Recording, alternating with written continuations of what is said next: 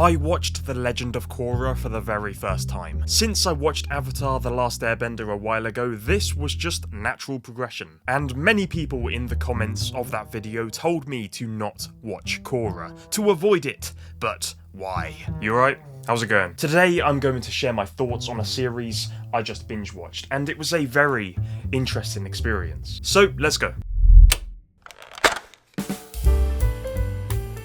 The Legend of Korra is set over 70 years ahead of Aang's story, and a lot has changed. In terms of technological innovation, civilization has evolved thanks to Aang's continued support for the nations. But of course, for Korra to be the Avatar and for this series to exist, Aang... God, this is going to be hard to get out. Aang, for less of a better word, would have needed to perish.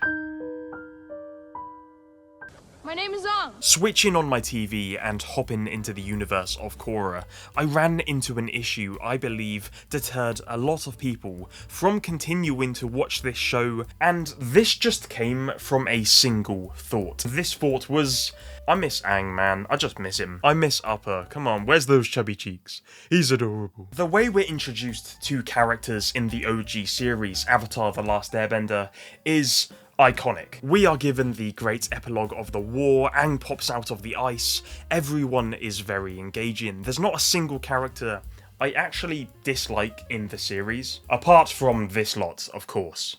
Oh god. This happens so much when you watch a show. You fall in love with these characters, so stepping into The Legend of Korra, knowing you're 70 years into the future, it does make you feel a little bit, you know, kind of empty, maybe a little bit out of place. But I kept watching because this isn't really a fair reason as to why I shouldn't watch a show. Like, oh my god, they made a sequel that's different from the original series. Like, no way has that ever been done before. Like, obviously, that's the point of the sequel, is to work on the universe you have and make it something new. Change is necessary. Sometimes it works, sometimes it doesn't. But I'm here to tell you that I do not dislike Korra as a character. Every Avatar has been shown to be different, and Korra has her work cut out for her. Her challenges differ massively from her Avatar predecessors. Avatar had a very simple premise, sprinkled with some fantastic characters, and of course, incredible visual storytelling. You know, kid who's gonna save the world, he falls asleep for 100 years, wakes up and has to reclaim his honor and defeat Lord Ozai. Korra is immediately displayed as a versatile bender, like the second she appears on screen. The second I saw her, I was really shocked because she was able to do things Aang took a ridiculously long amount of time to master through trial and hardship. So I was like, if she can actually do like everything bar airbending thanks to her hot-headed nature, then where is this story actually going? Like, doesn't this make her a really boring character because she can already do what took Aang so long to accomplish? Well, this is a story which focuses on the Bender's place in the world, how the Avatar might slowly be becoming an obsolete addition to an evolving age. Now a new threat looms over the nations. The threat of equality. Oh god, not equality. Anything but equality. I'm kidding. In this case, the Equalists are trying to purge the Benders from the world by removing their privileges, like a Discord mod. I'm sorry, kitten. Sun's getting real low. So I quite like this approach, actually. I think it was a really cool idea. When you have a character so powerful, having them be pitted in psychological warfare, as opposed to relying on their combat abilities, is a great choice because us as the audience can take a step back and be like, okay, this is where the story develops. This is why Korra is shown as really brash at the start, kind of unlikable. It's just purely because she's ignorant. I mean, when she gets to Republic City, she doesn't know anything. She doesn't understand how the world works, and that's not her fault. Aang, on the other hand, was spiritual and morally righteous. He was just young, so he wanted to have a good time, but he learned these important principles of humility from the Southern Air Temple. This is why Korra trains with Aang's son, Tenzin. It's not just to learn airbending, it's also kind of to be humbled and learn the philosophy of the airbenders. It's something about Avatar I've always liked, and it's something Iroh pushes. It is important to draw wisdom from many different places. If we take it from only one place, it becomes rigid and stale. Iroh is just never going to be topped, okay? I'm sorry, he's He's my guy. So I said I really missed the old characters, but I wanted to give these new characters a chance to see how well they would shape up. I think the appeal of the original Team Avatar was the fact that they would wear their hearts and emotions, their motivations and aspirations on their sleeve. Even in the first 10 seconds of being introduced to Katara and Sokka, you can tell exactly where they want to go in life, what they want to achieve. Korra's characters are a little bit older, they're more shrouded, and it takes a while to unpack their intentions. We see that happen through Korra's perspective. Her actions dictate a lot of things in this show. The stakes are set ridiculously high because Korra is effectively put on a pedestal. Everyone in Republic City knows her face. She could either be seen as a representative of the government, or even a scapegoat, or even a martyr. Whilst Aang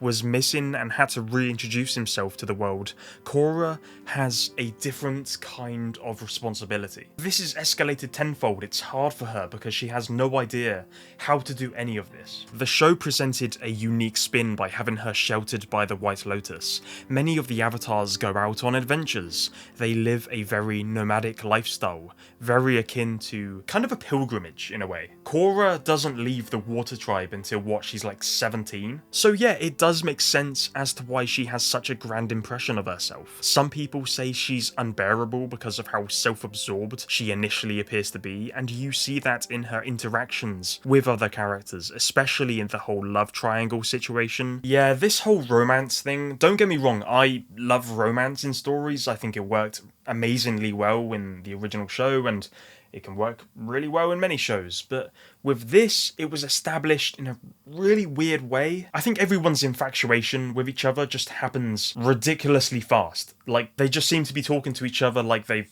known each other for like years and years, and that's just not the case. Let it flow naturally. I know they're desperate teenagers, but my god, like, we barely know you as characters, and we're already in this bizarre triangle thing. Poor Bolin. Bolin's just left on the side at the start. I feel bad for that guy. He's a sweetheart. Korra's demeanour becomes a lot more digestible when you are given the context of her isolation. Part of me wishes this context was provided to the audience a lot sooner. Replace it with the whole weird romance arc and the pro-bending matches, and I think it could have been a bit tighter. I don't know, it was kind of odd to me. I decided that I weirdly ended up liking the side characters a lot more than I liked the new Team Avatar. I felt people like Tenzin were more interesting, also J.K. Simmons was someone I didn't expect to hear, but upon realization I was very happy because he's an amazing artist and voice actor, as we have seen. Die! I also loved Lin Beifong and Boomy. I've come to terms with the fact that the older people had a lot more going on than the younger lot, bar Korra herself. When it comes to the character dynamic of the new Team Avatar, I would say it's just fine. Like, it's just okay. I'm probably in the majority when I say that I do prefer the original Team Avatar. I think their chemistry just feels way more organic. I prefer their emotional arcs, even to the way they're presented throughout the show in order to benefit Aang's own journey and theirs. I mean, Zuko is a fantastic example of that. I just didn't quite see that in The Legend of Korra. I didn't see all that much incentive. I did really like Mako and Bolin's relationship though. I just thought it was a nice spin. It's not to say I didn't like these characters, I genuinely appreciated them, they were pretty good, but I just didn't feel that connection to them that I do with the original cast. I'm sorry, but they are just so...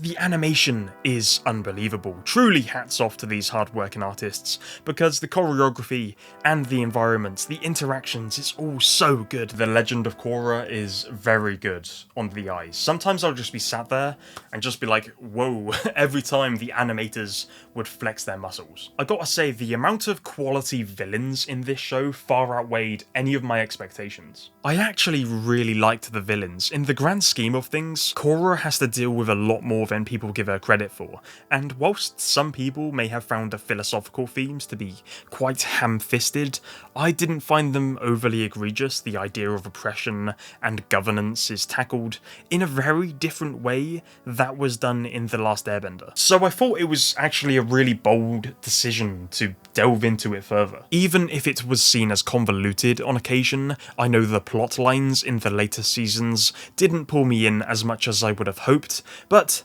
they were still pretty entertaining. I know a lot of people weren't fans of the ending especially, but I actually quite liked it because it tied up her story, her journey, fairly neatly. And there was the idea of Korra losing her past Avatar lives, which initially really pissed me off because I'm like, that's a huge part of the original story, of the Avatar universe, of the world building. I mean, you have Aang go into the Avatar state and looking back at all of his past lives and all that history there, and then they just kind of negate that. It did annoy me, but then I started to understand. The more I thought about it, the more I worried that communicating with past lives would be a cheap way of providing exposition or answers that a protagonist would be better suited to discovering by themselves, with their own actions, and that's exactly what Korra ends up doing, and it kind of marks her as a new type of Avatar. Korra's kind of teased relationship with Asami at the end did kind of come out of the blue for me. They had their moments in book 3, but again, the romance was pushed in a really odd way in this series. I've just seen romance being handled in way better ways in fiction, okay? But it did mark a good end to Korra's spiritual journey. Her physical journey was proved throughout the show, and I think Kuvira was a nice point to wrap this up. Kuvira wasn't the strongest villain physically, and I know people like things to be wrapped up with the final boss being the strongest, but I mean, look at Melania in Elden Ring, okay? This just isn't the case. Stories don't have to work like that at all. It's about what's best for the protagonist and what they need to learn in that moment. So, did I enjoy this show?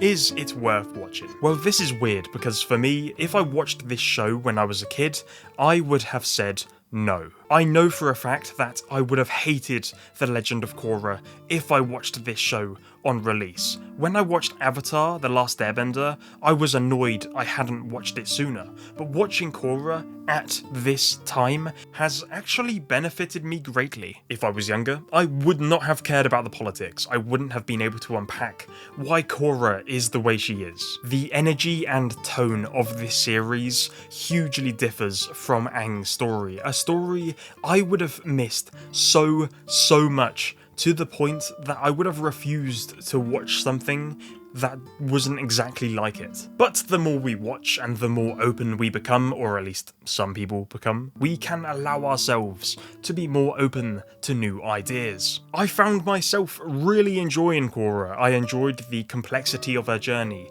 and it was a massive risk to take, and for the most part, I like to believe that risk paid off, purely on the basis that it provided something new to this fantastic universe. Korra's story and Aang's story are two separate entities which coincide incredibly well. I know people will have a hard time believing that, and that's completely fine. Everyone has their opinion on these things. I will admit, I do prefer Atla over Korra. I don't believe Korra ruined anything. From a storytelling perspective, it's a really strong project, and it just tried to do it differently. I really respect that. Thank you so much for watching, subscribe if you are new, and take care.